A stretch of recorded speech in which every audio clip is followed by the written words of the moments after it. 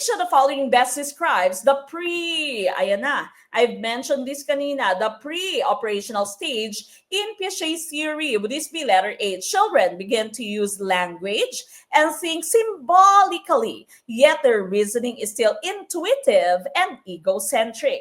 Letter B, children understand conservation and can think logically about concrete events. Letter C, infants learn about the world through their senses and actions. Or letter D, adolescents develop the ability to think about abstract concepts. What is our choice? Tumpak na choice, of course, natin is letter A. Tama po yan. Now, if we are going to take a look at our slide again, it's right here, na? Symbolic thinking and egocentrism. That would be your pre-operational, di ba? So, yan yung sabi niya dito, no? Symbolic and egocentric. What level would be letter B?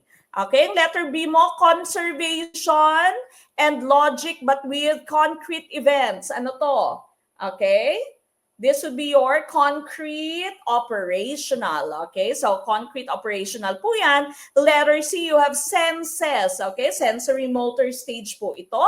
And of course, letter D mo naman, no? Ability to think about abstraction. So, that would be your formal operational stage.